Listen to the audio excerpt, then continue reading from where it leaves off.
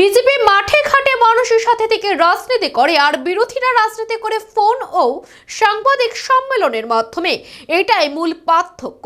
মঙ্গলবার ৮ টাউন বরদলি মণ্ডলে ৩৪ নম্বর ওয়ার্ড এলাকায় শীতবস্ত্র বিতরণ অনুষ্ঠানে এই কথা বলেন মুখ্যমন্ত্রী প্রফেসর ডক্টর মানিক সাহা।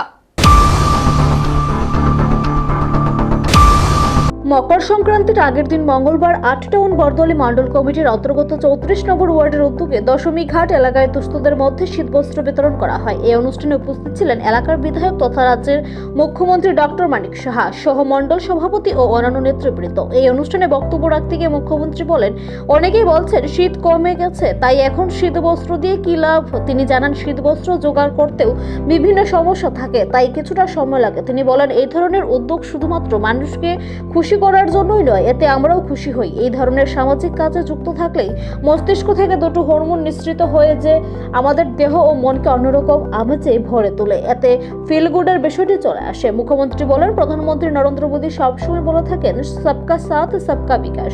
এটি শুধু কথার কথাই নয়, জীবনে চলতে গেলে একে অপরকে নিয়ে সবকা সাথ সবকা বিকাশ বিশ্বাস এবং প্রয়াসের প্রয়োজন হয়।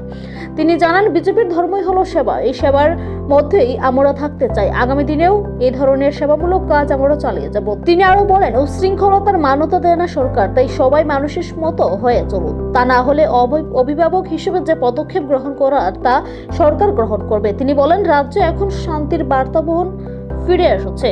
বিরোধীরা অনেক কথা বলাবলি করছে, তাদের কাজ বিরোধিতা করা, আসলে তাদের মানুষের সাথে কোনো যোগাযোগ নেই। বিরোধীরা এখন ফোনের মাধ্যমে এবং প্রেস কনফারেন্সের মাধ্যমে রাজনীতি করে, আর আমরা মাঠে ময়দানে থেকে রাজনীতি করি। এটাই মূল পার্থক্য বলে জানান মুখ্যমন্ত্রী ডক্টর মানিক সাহা।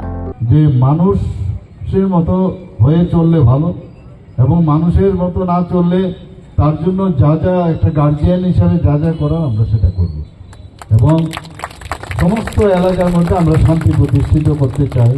ত্রিপুরা এখন কিন্তু শান্তির একটা বাতাবরণ হয়েছে। বিরোধীরা অনেক সময় অনেক কথা বলে, কিন্তু ওদের কাজই হচ্ছে বিরোধিতা করা, কিন্তু আসলে তো মানুষের সাথে যুক্তই নয়। ওরা এখন ফোনের মাধ্যমে রাজনীতি করে, প্রেস কনফারেন্স করে রাজনীতি করে, আর আমরা মাঠে ময়দানে নেবে আমরা মানুষের সাথে কথা বলি। এই হচ্ছে ডিফারেন্স। এই অনুষ্ঠানে ৩৪ নম্বর ওয়ার্ড এলাকার প্রচুর সংখ্যক দুস্থদের মধ্যে শীতবস্ত্র বিতরণ করা হয়। শীতের এই ভরা মরশুমে শীতবস্ত্র পেয়ে খুশি সংশ্লিষ্টরা। নিজস্ব প্রতিনিধি রিপোর্ট, এশিয়ান টাইমস।